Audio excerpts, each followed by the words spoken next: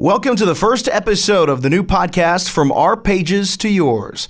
On this episode, we'll be discussing Comic-Con in St. Louis coming up in May, the Firefly comic series, which ran only 6 issues, my new comic, The Hill, Zach's photo novel, and our big story of the day is what we dislike in stories. We welcome you to the first episode of From Our Pages to Yours.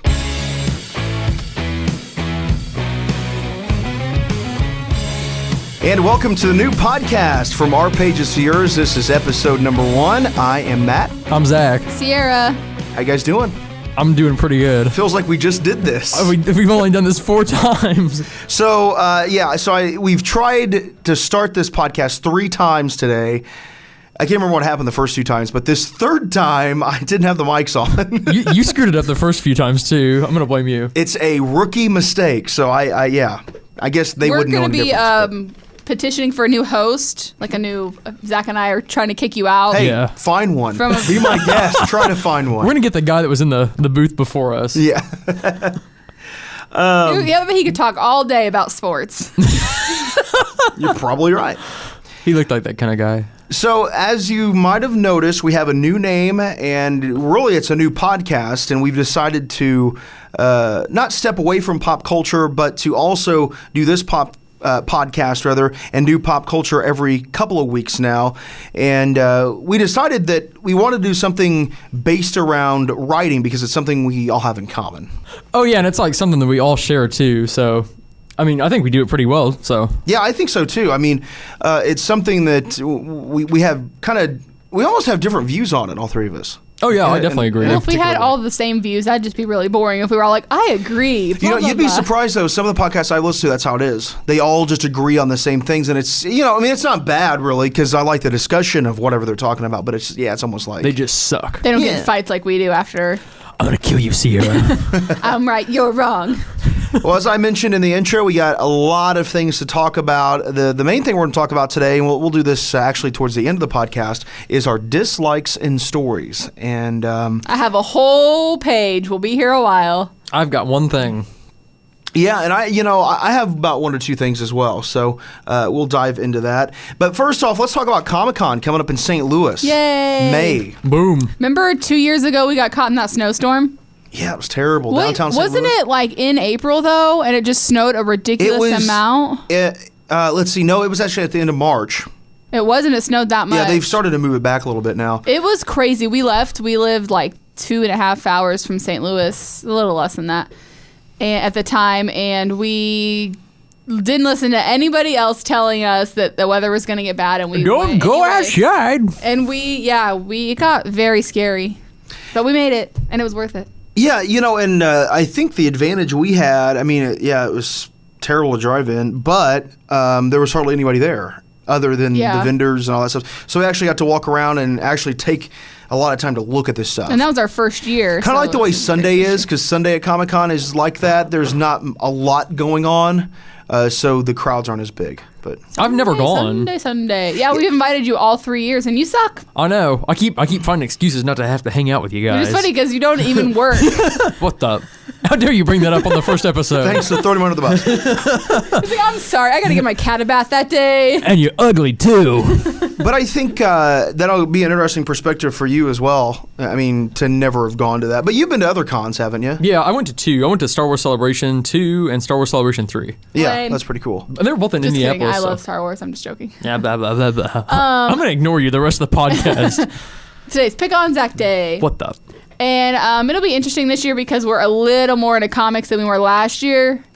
Last year, we weren't... No, okay. You could barely read. I know. I was trying to get my timeline together. Last year, we were into Firefly, which is always a huge thing there. I dressed up as a brown coat. But we didn't really read as many comics as we do now. So it'd be fun to actually know, like, writers and artists who are there and whatnot. What was I going to dress up like? I don't remember. Probably something lame. Yeah, probably something. I don't remember. I don't remember either. Yeah, I don't. Why didn't you end up going with us? I don't remember. Yeah. I honestly don't remember. He hates us. Let's take this from a story perspective in a way. I think one of the storylines I love about Comic-Con is not even just seeing all the comics and all that stuff, but the panels is what's cool to me. And the story aspect of that is finding out kind of what goes on behind the scenes of a show.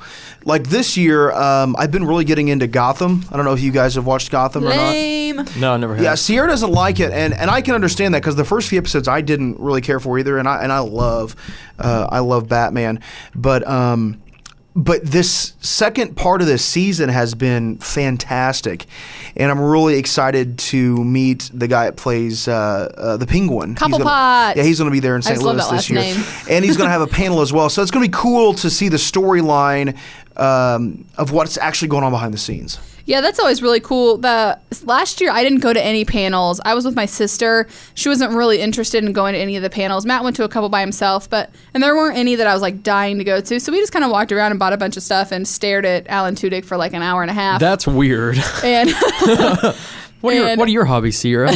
Staring at Alan Tudyk. anyway, but the year before, the snowy year, Matt and I saw some really cool panels. We saw the one with, what was that guy's name, Matt, from Star Wars?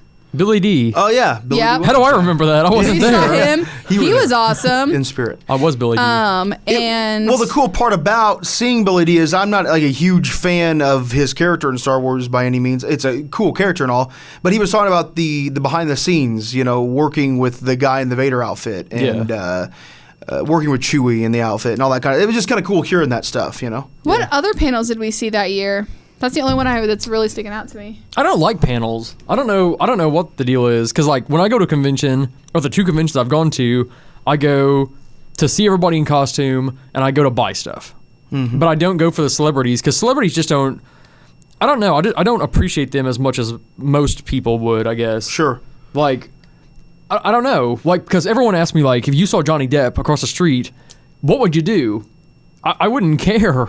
Mm-hmm. Like, even though I do like all of his costumes and stuff, it just doesn't interest me. I think you're more into the characters they create than them themselves. Oh, yeah. Well, no, that and me too. I don't care if I go in there and see. Unless it's Stan Lee, that would be really cool. But he's not a character. He's just a sweet person. But if I went in there and saw, what's the name of the place, Thor or whatever, Chris Hemsworth. Yeah. If I saw him, I wouldn't be like, oh my gosh, it's Chris Hemsworth. Oh, I would. But, well, you're a girl. You got a different perspective on that. But you know what I'm saying? It's like. But I'm the exact opposite. I want to see the panel to hear about the character, to hear about the show, the movies, or whatever it is. That's why I care. But I totally agree with you about the whole. Yeah, it just doesn't interest me. I don't know why. Yeah, but the costumes don't interest me, which is interesting. I never even noticed. One thing that I don't like about panels, and this is because I'm a hateful human being, they give like the audience a chance to ask questions, and I just get so frustrated with people and their stupid questions. That too. Like, I'm like, that's a terrible question. Why would you ask him that when there's so many different things you could ask? Like, that happened with the Billy D one. They just, like, random people were asking stupid questions. I'm like, this is so lame. I want to hear him talk. I don't want to hear you ask a dumb question. Well, also, and then I get uncomfortable, and I'm embarrassed for them. It's just a whole ordeal. And I hate it because I've gone to a couple panels. I've tried, and, like, in those panels, people will ask questions that they could Google. You know what I mean? Like, why don't you just look that up yourself? Well, it's like, not even. When's your birthday? Yeah. It's not even the What'd you get for stupid your questions. To me, it's the comments they make, like, "Oh, can I touch your arm?" Or "Can I give it a high five?" Or no, it's like to me, it's just I don't know. I guess I understand the whole fandom part of the thing. People just get on my nerves, so it's frustrating. But either way, Comic-Con's going to be cool this year. Zach, you're going with us. The DeLorean's going to be there this year. Yeah, I'm really excited about that. They haven't. Dolores, she's going to be there. I love Dolores. They actually haven't announced very many people that are going to be there, and I tweeted at Todd Knock, who is the artist for the new Nightcrawler series, and asked him if he was going to be there, and he tweeted me back and said that he isn't sure. He's still working on panning out like his appearances from, I think, now until like the end of May or something. He's still trying to figure out if that Alan Tudyk stalker's going to be there. Yeah, he's like, ooh, I heard she's a weirdo. Is that Sierra going to be there? But if he's there, I'll stalk him like I stalked Alan. So it'll happen. Yeah, that's a threat. I think I'm gonna get arrested tomorrow. For me, it's like I just like going. Especially this year, I really started getting to comic books the last 12 months or so. Just really pretty heavy into them. Almost going to the comic book shop every couple of days. Honestly, we have to give a shout out to Heroic Adventures in Edwardsville because they're the reason that we are into comics. Their staff is literally the most helpful and knowledgeable comic book staff I have ever seen, and I've been in a lot of comic book shops in my life. Well, that's the thing. I've been in a lot of comic book shops as well, and nobody's ever friendly. Yeah. Or if they are, they just don't go out of their way to kind of help you or give you recommendations and stuff. And I will say that Drew and the guys at Heroic have always been top notch and all that stuff. And by the way, they want us to podcast live on Free Comic Book Day, which is going to be really cool. And that's in May as well. I promise to only make fun of every other person. That's fine. That's fine. We need you for that. See? So somebody needs me. What? This is like a new development in my life. But so if you're wanting to get into comics and you don't really know where to start, because it is very overwhelming, because I was always that person, like, I didn't want to walk in there and seem like I didn't know what I was doing or like what I wanted. So it was just like kind of overwhelming. But there's like the guys at Heroic, they're not like, I don't know, they're just so, if you tell them like, they know everything. If you tell them like, oh, I kind of would like a comic book about this or about this, they can lead you in the right direction. And actually, we were talking to Drew the other day, and he said there's a comic book for everyone, and if you can't find one that you're into, you're not looking hard enough. Like, so I don't know. Well, I want to make I just sure had to give them a shout out. So and let people you're welcome, know as well. guys. We're not dogging on any of the comic book shops around because I don't know enough about them personally. To sit here and say, oh, this comic book shop over here is bad. Because I don't think that way at all. I'm just saying Heroic is definitely a great shop to start at, especially if you live in the area. So, but anyway, Comic-Con's going to be a lot of fun. We're really excited about it. Did you guys have anything else you wanted to talk about Comic-Con? Matt and I are dressing up. Yeah, now it's out in the world, Matt. You have to. My costume, I just got a text message that my costume is... They just text me and asked me what size I needed. So my granny is a seamstress, one of the best in the world, honestly. And she's making me a costume. I'm not going to say what it is, but she's at the material store right now and asked me what size I needed for the pattern. So I'm super stoked. Last year I put together a pretty cheap brown coat costume. Didn't have a lot of money and waited till last minute. But this year I'm going all out and I cannot wait. I'm trying to decide if I'm going to wear like one of my old costumes. I keep telling you what you should dress up as, and you don't listen to me. So, but Matt and I are looking for couples costumes. I'm glad we thought about it at the same time. So if you have any recommendations, let us know. Well, it's hard being a bigger guy and trying to figure out a character that I can be. You know, I mean, I know it sounds like a cop-out because I've seen plenty of great costumes with bigger dudes, and not the we've seen fat guys slaves in Misty costumes Princess and Slave Leia Leia. that you showed me. That's Zach. right. And Misty from Pokemon. You can do it. I be can Ash. do anything, but I'm not going to. I'll be Brock. Yes. But so I'll be Jigglypuff. Man, you can be Jigglypuff. I hate both of you. Matt just pulled out a gun. Boom. So in the coming weeks, you'll hear about what we decide on all that.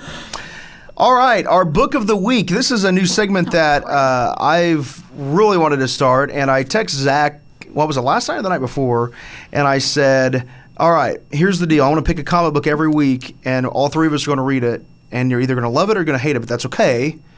But it gives us an opportunity to talk about it. So this week, we've read the Firefly Serenity series, 6 books long. And I believe you can buy the trade now. I believe it's in a trade as well. I think it is. But we've all three have read it. And Sierra, why don't you start and give us your thoughts on it? Oh, great. Because I read it like 3 weeks ago. I didn't remember. And I couldn't reread it because someone had our copy. I took them. I will say that the very first, like one of the very first pages, no, just kidding, not the first page. When you're first introduced to our...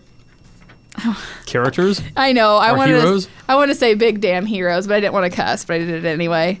Great. When you first meet our heroes, you find out that Mal and Inara are together, and I don't like it because I hate her. You can ask Matt. The whole time we were watching the series, every time she'd do something, I'd roll my eyes and say, ugh, I hate her. She's my least favorite character ever, and I don't want her with Mal, and she is in the comic books, and I'm not okay with it.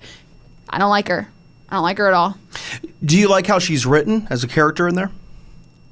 I mean, she is exactly how she is. You just don't like the in character. the show. I didn't even like her in the character. Yeah. I don't know. I just felt, I hate her personally. I just hope she dies. Just kidding. I don't know. I would have been okay had it just been River, Zoe, Kaylee for the girls.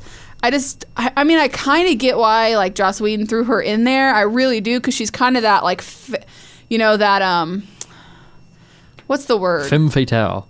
Sure. I made that up. No, you didn't. It's a real thing. But no, she's kind of like the classy version of them, because they're so like rough and tough. Like especially like Zoe, Kaylee, Jane, and Mal. They don't speak correct English. And she's kind of that balance to their like roughness. So I get why they threw her in there, but I would have been okay without her. Although I know that without her, it would have been a completely different story and a completely different show. And I think it's perfect the way it is. So it's one of those double-edged swords.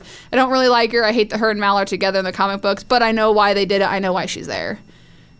Anyway, that's my rant. But, yeah, it's a great story. It really is. It's really, really sucks that Wash isn't in there. I miss him. Yeah, that was odd. So it's weird to not have the dynamics of him. Well, it's interesting that they didn't go ahead and include him in the comic, Well, they couldn't. I mean, they did They did in like one brief part where Zoe's like dreaming about him or Yeah. whatever, but Yeah, that was horrible. it stunk. Especially since I just wasn't completely recovered from him dying in Serenity. Spoiler alert. Yeah, I noticed that we didn't start this off with, all right, we're going to talk about this series, Yeah. but we're going to spoil everything during it. But don't even tell you how it ends, because I will. Jane Cobb has a mailbox with his name on it. That was my favorite part, was because I like Jane. He's my favorite character. And then I wondered if it would be like, if I was going to have to like read like the first 3 issues before he just showed up, or, how he's going to show up. And I like how they dealt with him, because, he was always kind of, on the fence. Is he with Mal or is he against him? So I like the idea that he went off on his own. They paid him, a briefcase full of gold, essentially, and then he helped him track everybody down. Well, with that said, too, it fits the character so well. Oh, yeah. And I think that's the biggest thing about that. I mean, the characters are written beautifully. 6-run They're series. just like, I think sometimes when you create a different version of something, like going from the TV show to the comic, you kind of maybe lose a little bit of that. But in all honesty, they're very, very, they're perfect from going from the TV to the comic. Yeah, I think it's seamless, because like if you think about it, okay, say you write a script for a movie or for a TV show, the actors will always interpret it, and even like it might specifically say, "Hey mom," but then like in the comic book it says, "Hey ma," and I could definitely see Jane saying that. So it's stuff like that where they captured not only the characterization that was probably written into the original script, but they also captured like the essence that the actors brought to it. I think that's really special. Like they really did a really good job. Yeah, and I think if they wouldn't have had the same dialogue as they do in the show, I think it would have brought me out. I think that not giving them their own voices like that, and what's I think amazing, that would have been fatal for them. Oh, not to yeah. do that. Oh, sure. Because one of my favorite parts about Firefly is especially how Kaylee talks. Just the English that she uses and stuff. That's like one of my favorite parts that they've. And if it hadn't been like that, I would not have been okay with it at all. Well, we got to give it up for Zach Whedon too, for the way that he was able to bring Joss's stuff over to the comic and really do some cool things. Of course, Joss was the executive producer on this particular series. By the way, the series is Serenity Firefly Class 03-K64, and there's only 6 issues, and it's on Dark Horse Comics. But yeah, I think my favorite characters in the show translated over, and man, he done so well at it.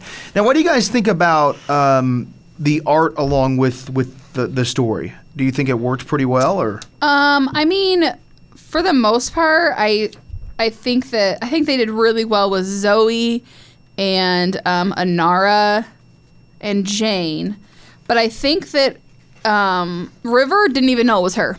That first scene, Yeah. she's now the captain since Wash is gone. Had no idea that was who it was. Didn't look a thing like her, and so I did not like that because I didn't know it was her until they said her name. I think Kaylee sometimes looks really good, and other times I'm like, it's not really the Kaylee that I know and love. But for the most part, I liked it. What do you think that the art then can take away from the overall story?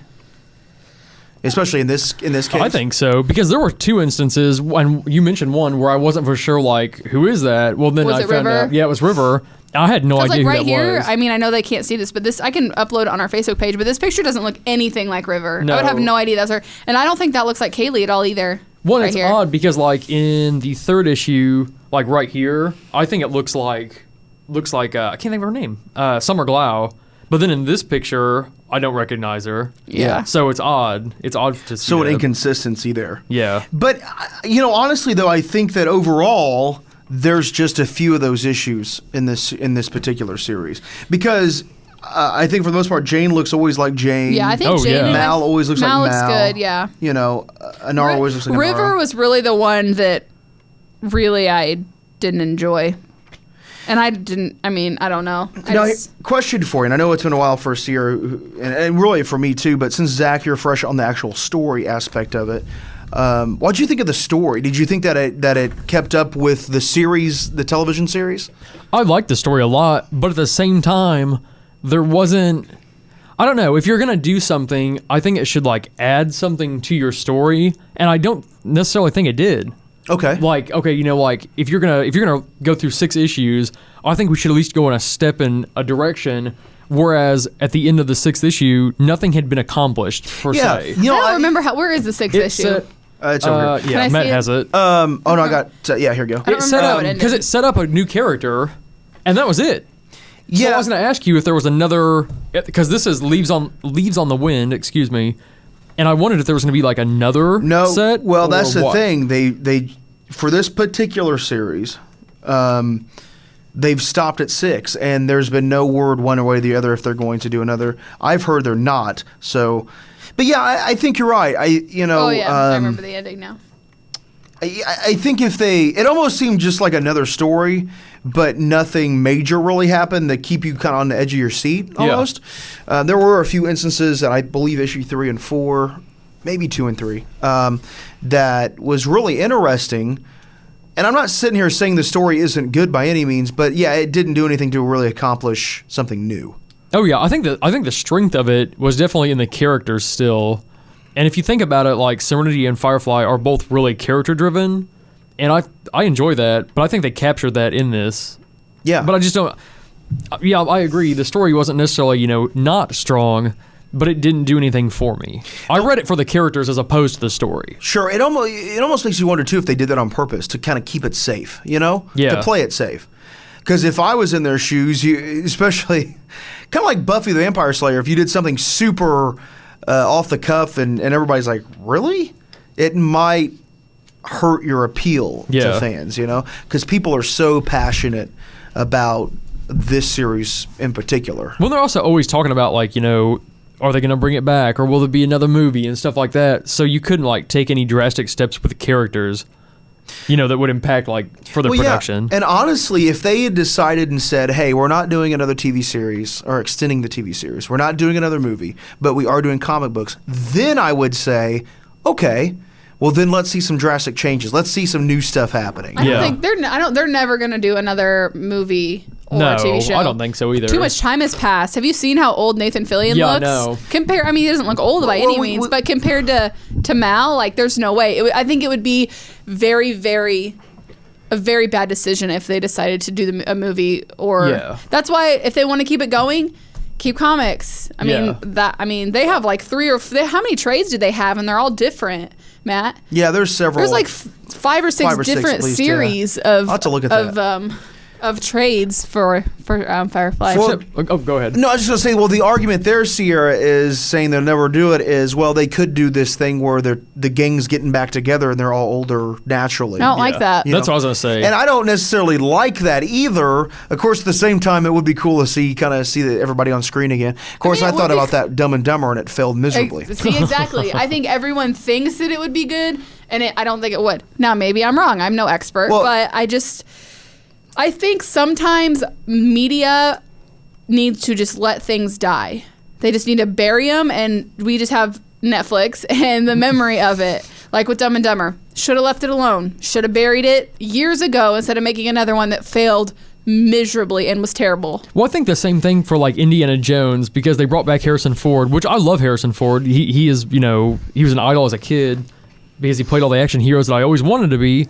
But at the same time, like, okay, he came back for, Kingdom of the Crystal Skull, which was a horrible premise.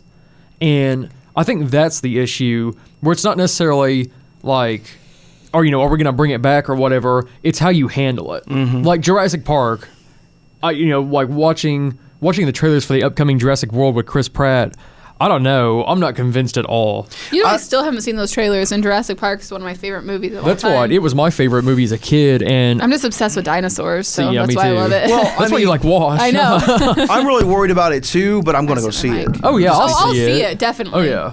Did you see they're talking about Chris Pratt being the next Indiana Jones? See, and I think that's a horrible idea too, because like I think Harrison Ford, when I just think of him, because I always think about him, obviously, but he's always on your mind. I picture this like brooding guy that's not funny, and he's kind of quirky, but with Chris Pratt, I think he's like way too quirky, and he's too like funny, I guess. Well, we're falling into this rut too now, where Pratt's doing a lot of stuff. Yeah, right? And I like Chris Pratt. I do. Yeah. I thought he was great in Guardians. Oh yeah, it always comes back to Guardians. Well, it does. And I think he's going to be great in Jurassic Park. It just depends on how they do the actual movie. So far, of course, I've not seen the movie, obviously, but from the trailers, I don't look forward to that movie at all, Jurassic World, because it's just the lines and the dialogue in it, and it goes back to writing, just like hearing like him be like, yeah, I don't know what they cooked up in there, but I'm like, oh, okay, that sounds like you're just like a typical like teenager talking about friggin' dinosaurs. Yeah, it's gonna be interesting. Yeah, we shall see. I don't know. But either way, what would you guys rate out of 5 for the Serenity comic? Putting you on the spot. I'm going to give it a 4, and I would give it a 5 if the art was a little bit, some of the characters looked a little bit more so you give themselves. a 4 out of 5 for art. What about story? I love the story. I give 5 out of 5 for sure. Okay. Zach?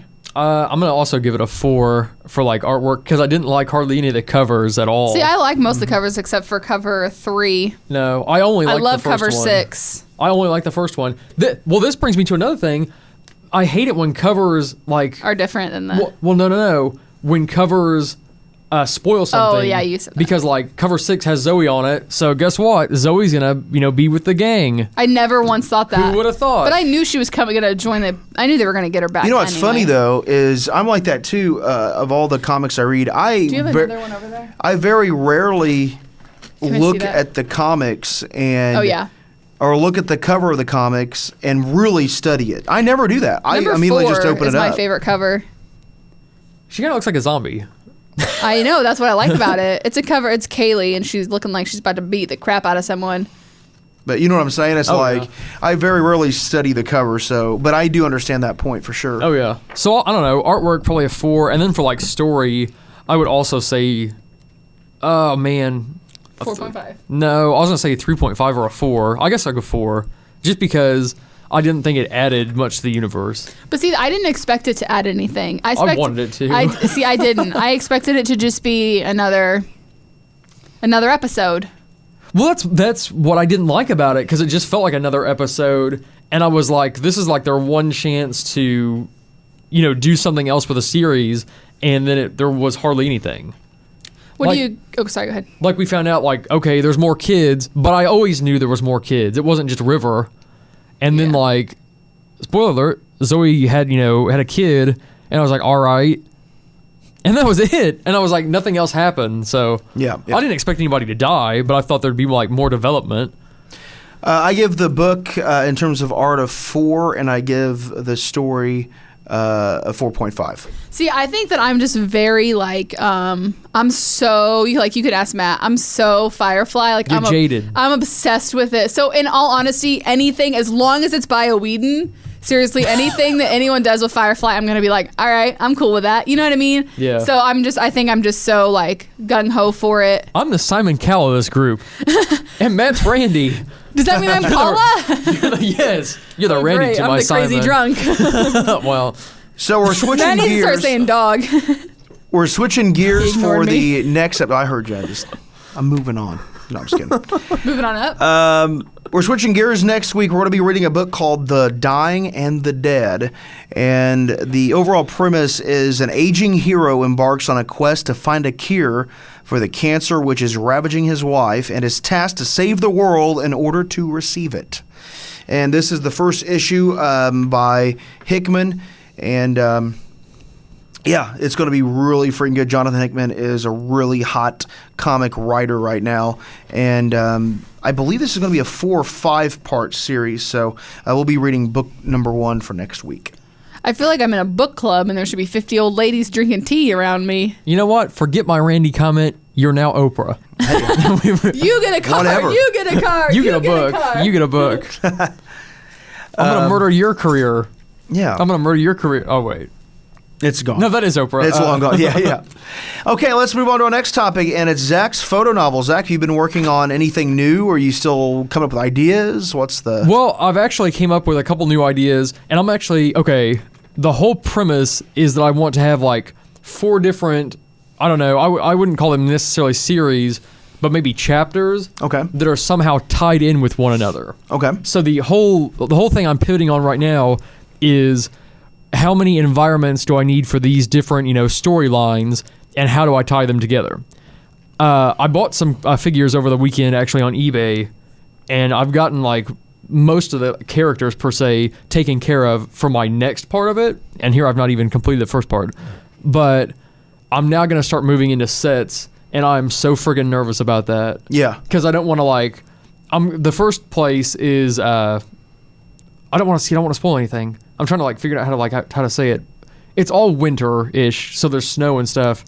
But I'm trying to figure out if I should make a floor plan for the place I want them to go, and then see because if I buy styrofoam and the supplies, how I can reuse it. If this central wall, if I take pictures there first, and then I can cut that up and make the corridors second, instead of buying a giant piece of styrofoam. For that, and then a bunch of small pieces for the corridors, if I can kind of shoot it like a movie where you would, shoot it completely out of order and then piece it together later. Interesting. So, building the sets and all that, I mean, obviously that's the biggest undertaking. Oh, yeah, right? definitely. So, writing the story, per se, would you say that's probably the easiest part of it?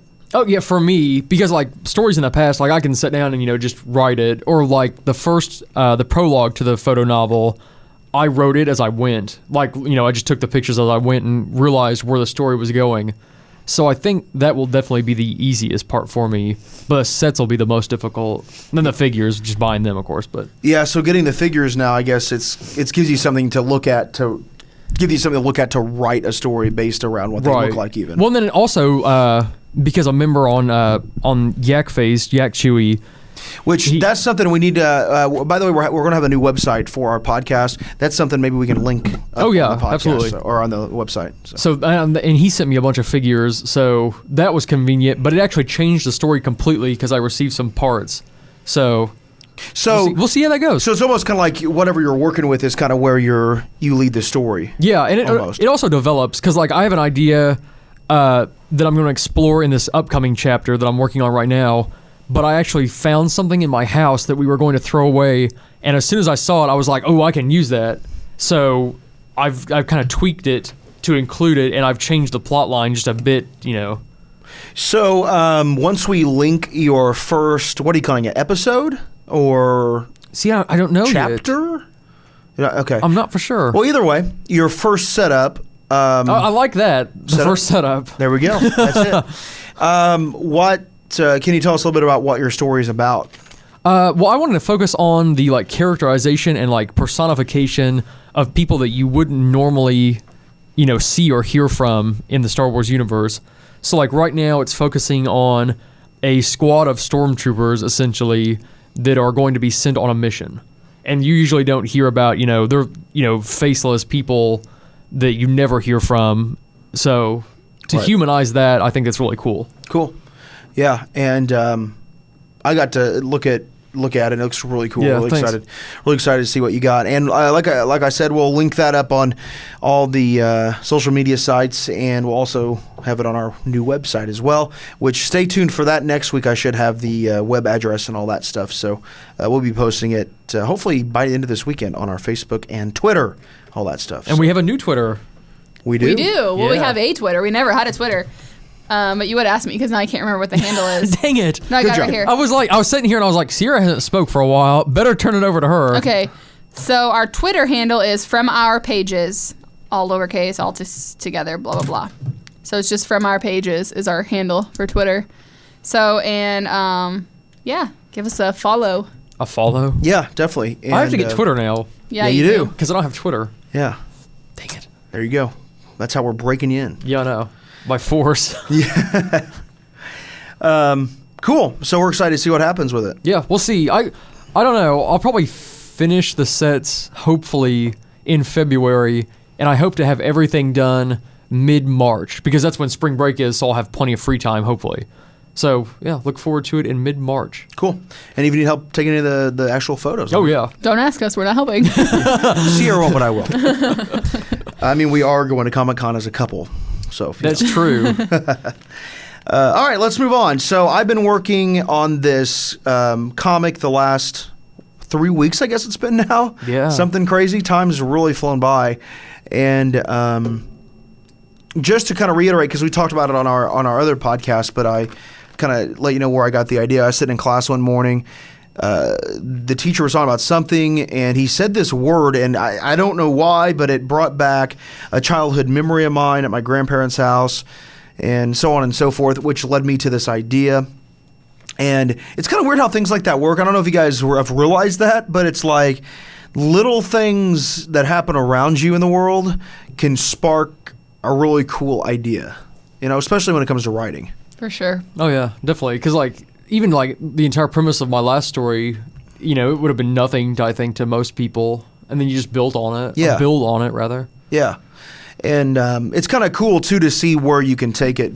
And that's where I'm at. I've got 3 pages, which in comic book form will be 11 pages of comic.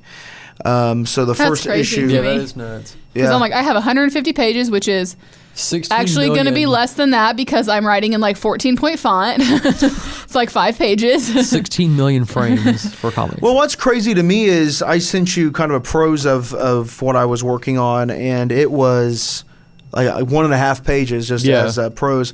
But then you for it over, and you got to write out what each Yeah. panel looks like, and then you got to write the dialogue, and it just changes it. It Yeah. changes it in a lot of ways, and it's really cool to kind of see it transform. But That's why I haven't tried to write comics yet because I don't know if I would be good at every little detail. The characters are standing here.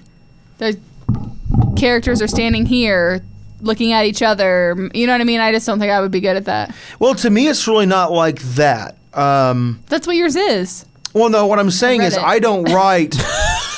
Well, like my characters, I got Mason, Riley, Nick, and Jack, and I'm not writing down. Jack looks at Nick No, and I says know. this. I just write the dialogue, and I'll leave it up to But the you have artist for that. we're looking at them from the back of them. Right, You know what I right. mean? Well, so yeah. I don't. You have to visualize kind of what you're writing. It's almost like an outline for them to follow later. No, it So, really fill in the is. blanks. Yeah, I was listening to an interview with Scott Snyder and Greg Capullo. They work on all the Batman stuff together, and brilliant, by the way. But we'll talk about that in another show. But they were talking about how Scott now, he just writes all the dialogue, and then he'll put city, or he'll put swamp, or he'll put forest, or he'll put in an alley, and that's all he puts. And then Greg goes through there and just decides what it's going to look like. Huh. And Scott has no clue what it's going to look like until it's done. And I to couldn't me, handle that. yeah, I know. And to me, that is terrifying, but it's also really cool, You also too. have to think that they've worked together for so long. Well, no, these 2 guys haven't. Oh, they That's haven't? what's interesting about it. I was gonna say most of the time it's always the same can't talk. Same writer, same artist, and they know he knows what the art.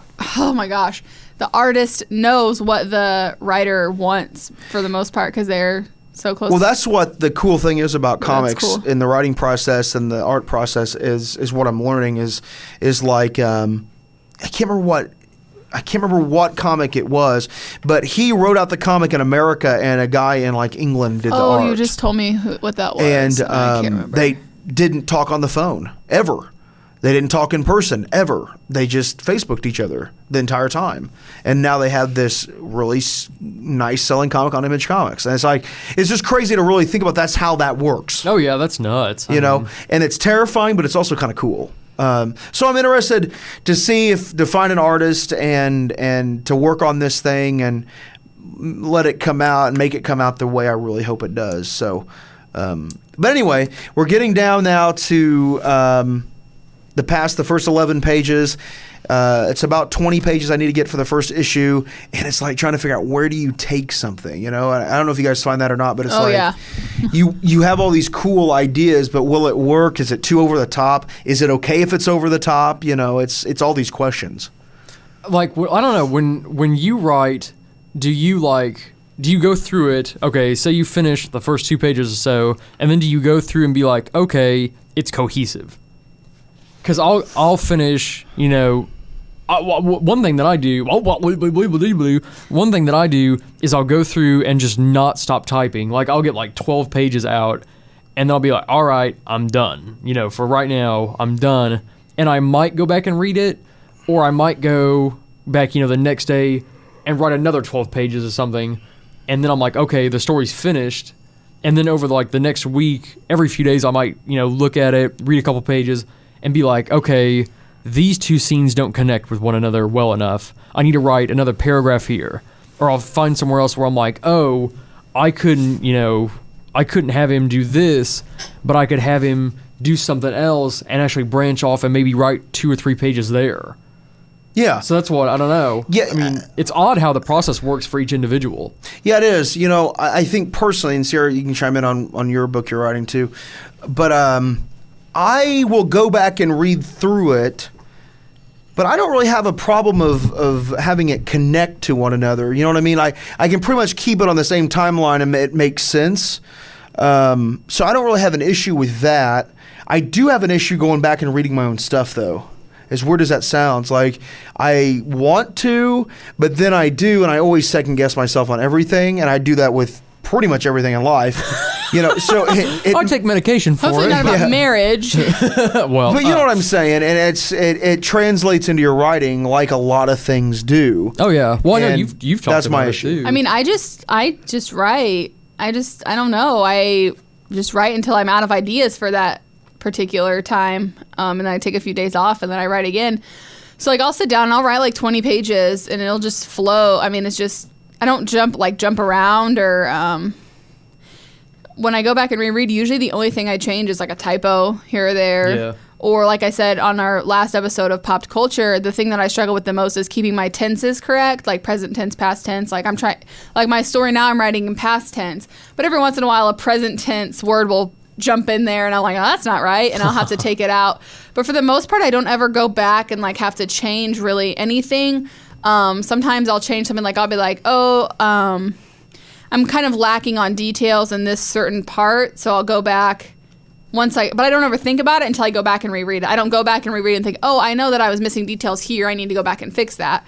I'll just start to reread it and be like, oh, that seems just a little weird. I need to add some more sentences or details in here. But for the most part, I just go. I will tell you one thing I struggle with, and then Zach, you can sure. speak or whatever. But I struggle with commas. Like, that sounds weird. But I'm awful at grammar. I sometimes struggle. I am. I mean, when it comes to commas and stuff. Yeah, sometimes I struggle getting them right and getting the sentences right. If that makes any sense. Sometimes I think quicker than I write, so I have this idea, but sometimes I can't translate it on a page. Yeah, I struggle with semicolons and colons, and one thing that I struggle with is formatting dialogue correctly. Because I'm like, I make the same error in dialogue every single time. Because I'm like, do I really need to start a new a new paragraph here? Like, because it's not a new dialogue, but it's a new thought, and then I just get all jumbled. Well, you know what's interesting? But you write comics, so yours is different. Yeah. Well, kind of. It kind of is, but it kind of, it's kind of the same thing almost.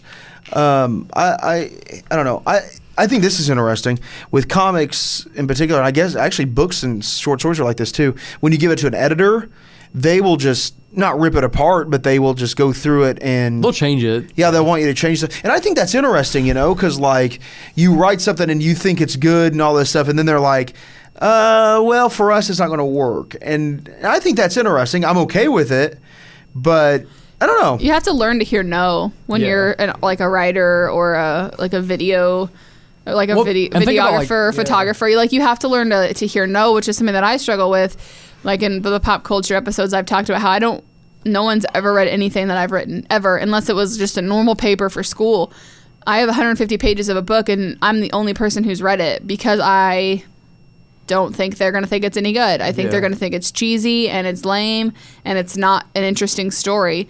So that's something that I have to get over real fast. Well, think about like script writers too, because like a movie will have like 4 or 5 different script writers, or like they'll hire one, main one, and then a couple months later that person will quit because of differences between themselves and the studio, and then someone else takes over writing. Could you imagine how like convoluted that would be? Yeah. Just by the end of it, because like, and movies suffer from that. I'm sure books would too.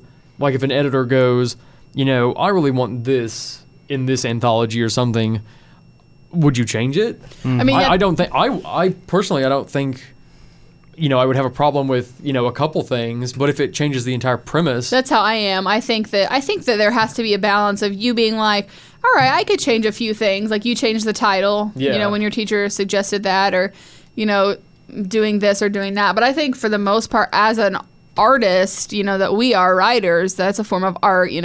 Someone saying, you really need to change a lot of that for me to like it, I'm gonna say, then don't like it. You know what I mean? Like I didn't write it for you. Well, that's why Image Comics, they're becoming such a big publisher now, because they're called creator-friendly comics. And basically whatever the creator comes up with, if they like the idea, the general idea, they think it's going to work as a comic book, they'll let you do it. And that's the thing with Marvel and DC. The characters are already so established from what they are in the past that I'm sure Scott Snyder wants to write certain things for Batman and all that stuff, but it just doesn't make sense for the character in terms of kind of his past and all that thing. You know what I'm saying? So it's really limited there. Well, also they like try to make everything jive up with like if they reboot a continuity. So there's stuff like that maybe your vision just doesn't match up generally. Yeah. And so I think it'd be really tough to comics, or even writing a sequel to like just Divergent comes off the top of my head, but writing Insurgent, writing that sequel. Divergent was so big, and I'm not saying this case because I think all 3 books were already done before it got big. Yeah. But It's usually like that. But you know what I'm saying, though? I mean, you have all that pressure on you to make it make sense and to work. So I'm sure it would be really tough. I think one movie that really suffered from like the disassociation of writers and everybody was Prometheus, because like it went through several writers, I believe, and it started out a certain way, and then the next writer took it over and changed a couple things, but by the time it was done, it just wasn't together. Yeah, and I think it blatantly showed.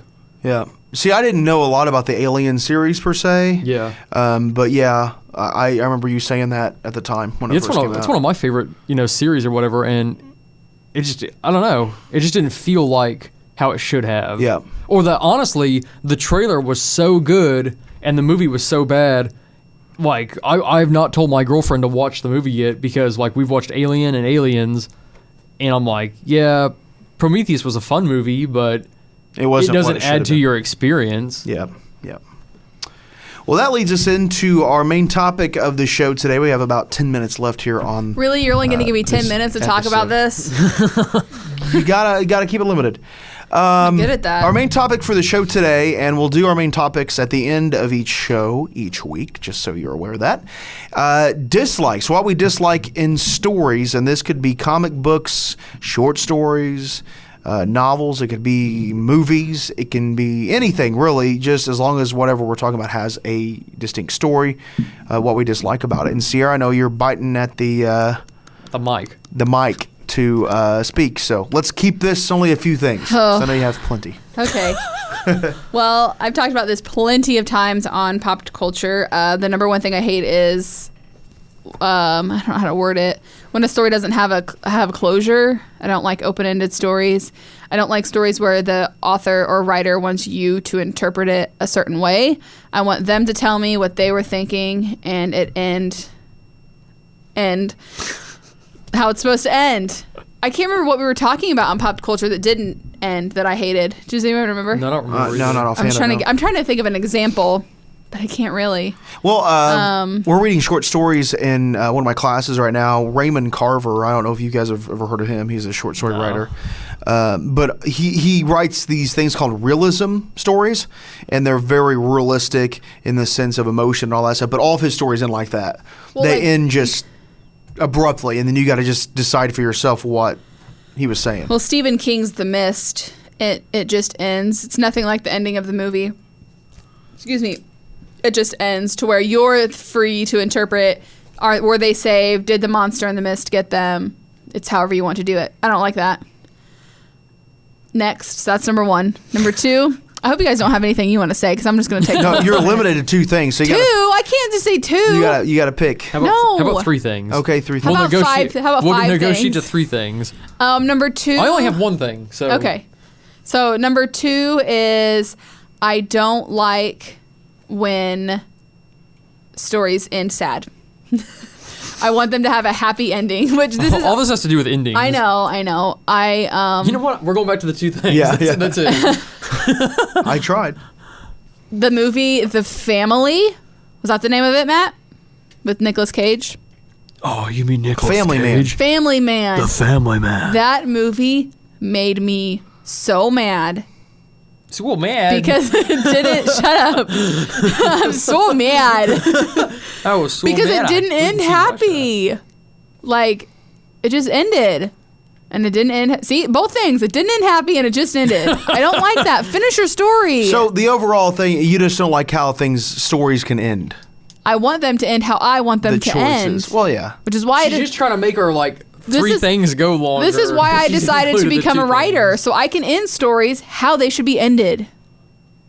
I don't want a story to end where there's a couple and they're dating through the whole thing and then they have a breakup and then that's the end. They have to end up getting back together. That's life.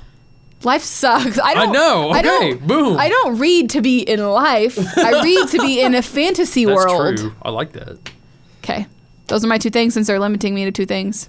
What's your third? You get a third. Yeah, so you can have my second because I only have 1.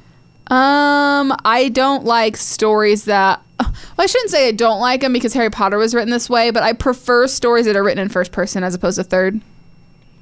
Okay, makes sense. So that's not always something I dislike. That's just a preference. All right, Zach. Zach? Let's hear it. I don't like things that are like they retcon something else. I don't know what that means. Like like in Pirates of the Caribbean, this would be my example. Example. I'm scared. What did you say? That's what you get for making fun of me. It's so I know. mad. Hey, man.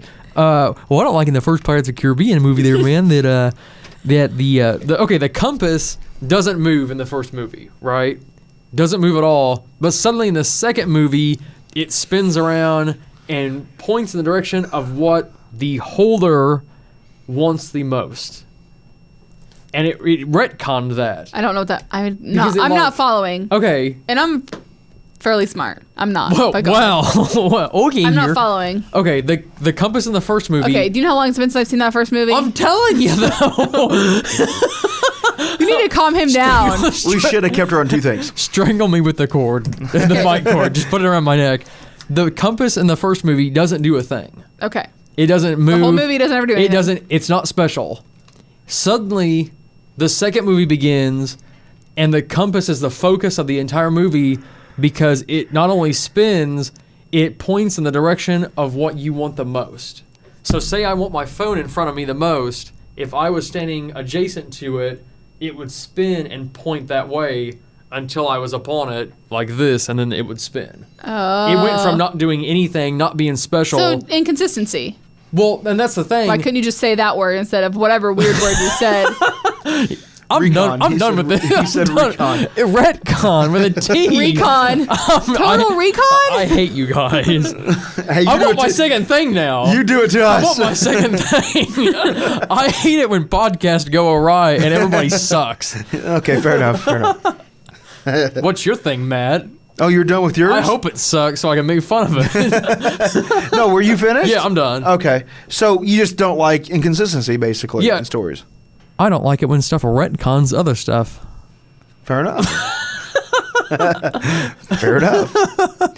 I guess mine is almost on the same vein in a certain way. I don't like when stories are so deep that you have to go outside of what you're reading to really understand it. You know, like we read a story in one of the classes that it was so deep, and I like emotionally driven stuff. I like to really think about it, but it was so deep that you had to then find a study guide online to follow about what they were talking about and certain things.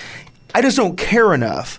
I think that's why I like comics so much, is because it's just kind of all laid out there for you. You know, It's straightforward. It's really straightforward, and I think that a lot of people want to get overly meaningful and overly all these things when you really don't have to. Leave it to the reader to figure all that stuff out in their own mind. You know, it's like, I don't know. I just think That sounds awful that you have to find a study guide to read a story. Do you remember when it was our very first acting class here, and I'm throwing Pete under the bus here because he was the teacher, but Pete asked a question on the test that, okay, you had to read the entire play, and the play was like 200 pages, I believe. Yeah. And one of the questions was, what was Big Mama, or whatever her name was, what was Big Mama's real name? And it was legitimately only brought up once in the Once, yeah. story, and it was like Cass or something. I don't remember. I don't care. Yeah. It wasn't even her proper name, essentially, throughout the entire story, because she was on almost every other page, and it was always, Big Mama or whatever it was. It was never Cass. Yeah. Only once. So I think that's unfair that you even have to, find the study guide for you, but then at the same time, I don't think we should be expected to pick up on details that aren't fairly evident. Yeah, I agree, and I think that I understand there's a place for it to be deeper meaning. I understand that, but when it gets so deep that you can't even really understand what you're reading, it takes me out of it. And that's with anything: comics, prose, play scripts, poetry, whatever it is. Yeah. And I'm finding that, I don't know, maybe I'm one of the few that think that way. No, but- that's stupid. We're just all three real shallow. Yeah, that's right. Well, that's going to do it for this episode, I believe, guys. The first episode, we're ending it that way. Abrupt ending. We're done. This, again, is our first episode of From Our Pages to Yours, the new podcast, and we hope to do this each and every week. Also, check out our Popped Culture podcast. It's on another network called Jittery Monkey Podcasting Network, so check that one out as well. And hit us up on Twitter. You can hit us up on our personal pages, except for Zach. He doesn't have one yet, but 'Cause he's he lame. will. Facebook, check us out there, and we'll be having the new website going up here within the next week for sure. And I hope, guys, and this is something we haven't talked a lot about, but I hope to have some content on there, some blogs. I want to do a weekly comic review of one book. I don't want to do every book that comes out that week, but one book. That'd be so hard. Yeah, I know, and there's a lot of You have free time. yeah. There's a lot of sites that I love that they do that, and I just don't know how they do it because it's a lot of work. They get paid to do it. No, not the one podcast I I'm listen just to. They kidding. don't. They get surprisingly. bribed. So our Twitter handle is from our pages, @From Our Pages. You can find me on Twitter at Sierra Horst 1. Matt is just Matthew Horst, right, Matt? Yep. And same with Facebook. It's Facebook. Obviously, you just search people's names for Facebook. But as I was It's pretty saying, I easy. want to do some reviews up there. I want to do some blogging. I know Zach likes to. You blog a lot. Yeah. Yeah. So Yeah. we'll put you in charge of that. But crap. something else I want to do as well is do some video stuff on there. I don't We're getting know. very what's the word? Busy. Very. Keep talking. I'll think of it. Okay. Do some video reviews, and that's something that I can do even on my own. But anyway, we want to do a lot more stuff. We want to try to do something with this and have opportunities like broadcasting from the comic book shop in May and all that stuff as well. So Good things coming up. Good thing. Nope. I had it. Lost it. okay. Well, that's going to do it for the show. Thanks for joining us on episode number 1. We will see you again next week with episode number 2 of From Our Pages to Yours. Bye bye. See you guys.